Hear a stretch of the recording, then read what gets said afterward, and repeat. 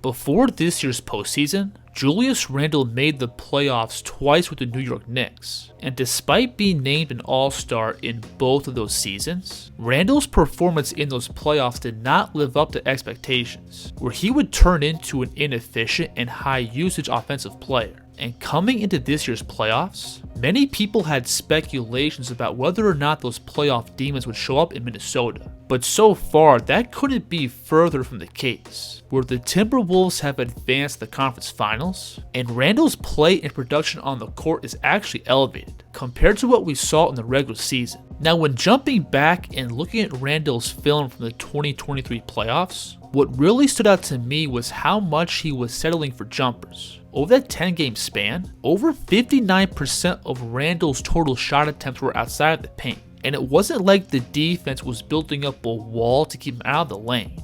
Most of these looks simply came from him settling and letting the defense off the hook. Even if he had a good matchup with decent spacing, his initial instinct was to always create space for jumpers. Bounty stroke. Take this play for example. He's going to pull the ball out towards the corner, and even though Bam Adebayo is a very good defender, Randle still has all this open space to attack into, but he elects to launch up a step back 3 early in the shot clock. This shot here is just straight up terrible, where he's again pushing the ball in semi-transition, and he throws up a contested step back with a full shot clock. And what was also frustrating about this version of Randle was that he never looked to attack rotations off the catch. Even if he had an aggressive closeout, everything he was looking for was an outside jumper. And then off the ball, Randle was also pretty inactive. He would typically float out towards half court, looking to catch the ball for an isolation, as opposed to being active posting up or screening off the ball. Now, when jumping ahead to 2025, Randle's mentality on the court has been totally different. First, over 38% of his total shot attempts have been around the basket, which is a big jump compared to his last playoff showing. With the ball, Randle is a walking mismatch, where he has this unique blend of quickness and strength. First, when attacking the basket, Randle is an absolute battering ram, and he's had the strength and physicality to overwhelm pretty much all his matchups. Watch him here lower his shoulder and bump Draymond Green down into the deep paint, to then step across and muscle up this finish. We'll see him again here attack and lower that shoulder, to then throw Jackson Hayes all the way across the paint. And while playing around the basket, Randle also has a really underrated pivot game. He may not be as graceful as Nikola Jokic, but he's great at reading angles and feeling the defense's leverage. We'll see him here working Butler across the paint, to then quickly pick up and hit this drop step back to his left. I love the pace on this move, where he initially catches upright and casual, then he quickly turns into a spin back over to his left hand. This one's also tough, where Julius is again backing down, but watch him both shift his shoulders back, to then sink his weight into his right foot, selling the turnaround jumper, which completely moves the defense off their spot. And then along with Randle being able to play bully ball on the block, he also has the quickness and handle to cook the defense on the perimeter. And Randle's at his best when he's keeping the game simple by setting up these clean straight line drives. Randle will spin in and get it to go. We'll see him here isolating against Rui Hachimura, and watch Julius just push the ball across to his left, to then open up his stance and dart to the basket. And what makes Randle so tough to deal with in open space is that all he has to do is get the defense on his hip. And from this spot, his strength and footwork down low can take over. But then while attacking downhill, Randle also has really good balance and control, being able to attack one way, to then absorb contact and alter his angle. I like this move here, where he's going to get the switch against Butler, and watch him pound the ball and lower his shoulders, selling the blow by to his right, to then pound the ball again and sweep the ball across to his left.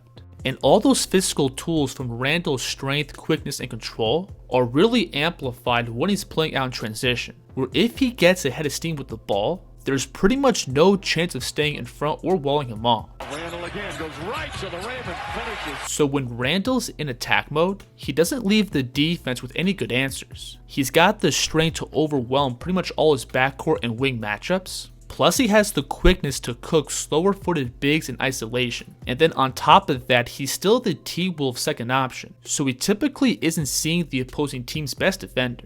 Now, Julius has also maintained that aggression while playing off the ball, First, when spotting up, his initial mindset has been to put the ball down and attack aggressive rotations. Because the defense still has to respect him as an outside shooter, he pretty commonly draws these aggressive closeouts, which are typically much easier to beat off the dribble as opposed to attacking from a standstill.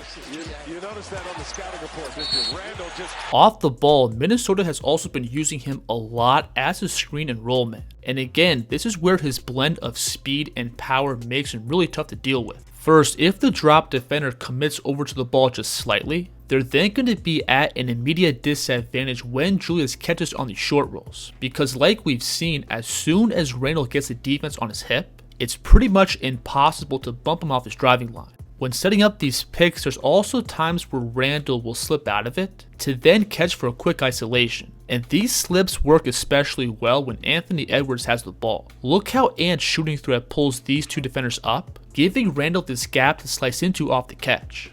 So again, while Randle has been generating most of his looks playing downhill, he still has that perimeter scoring in his back pocket. If he beats his initial man and the paint is crowded, he has no problem rising up for these in-between pull-ups. And again, the important part is that these are not shots that Randle is seeking out, but instead using these looks as counters. One of his go-to moves is to attack to his strong left hand, to then pick up and spin back over towards his right. We'll see him hit the same move here, but watch him this time rise up off one foot and lift that knee for a Dirk-style fadeaway.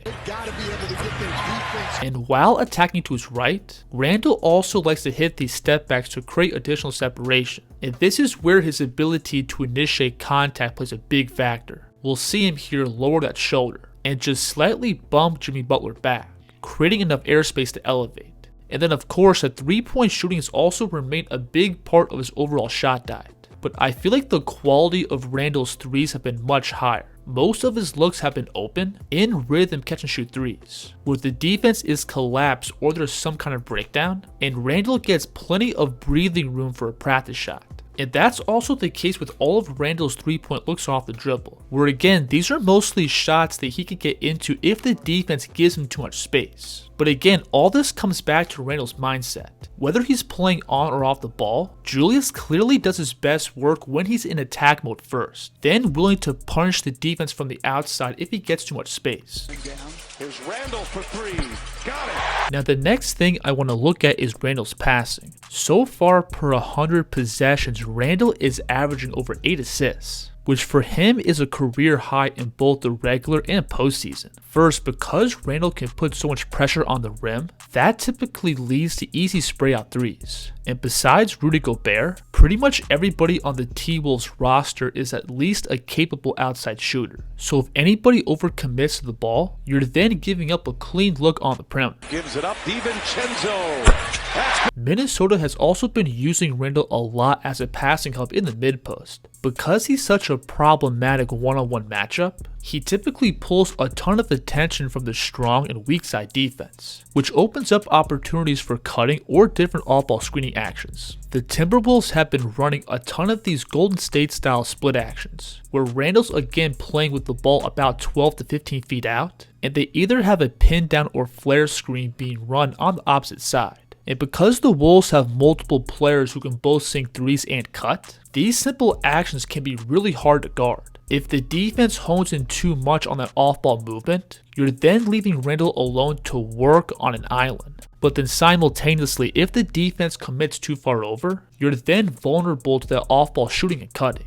On this play, Minnesota is playing small with Randle at the 5, and look how he pulls Golden State's only rim protector out of the paint, giving Ant all this space to cut into. So with the ball in his hands, Randle has been a very reliable scorer and playmaker. That blend of strength, quickness, and skill makes him a handful in isolation, and if you throw extra bodies at him, he's more than willing to make the simple play. And if I think there's one lesson Randle has learned over the past couple of years, it's that sometimes less is more. I think Randle over the past few months has perfectly found the balance of both being aggressive while keeping the ball in motion and not being a ball stopper. And this just comes from him taking what the defense gives him. If they're loaded up towards the ball, make the simple swing pass. If the defense is in rotation, keep the ball moving. Or if there's a better shooter spotting up, make the extra pass for a higher percentage look. And things like this may seem pretty small, but small things can go a long way in a hyper-competitive playoff series. If you enjoyed this video, please like and subscribe. And let me know in the comments who the kids should break down next. The kids here.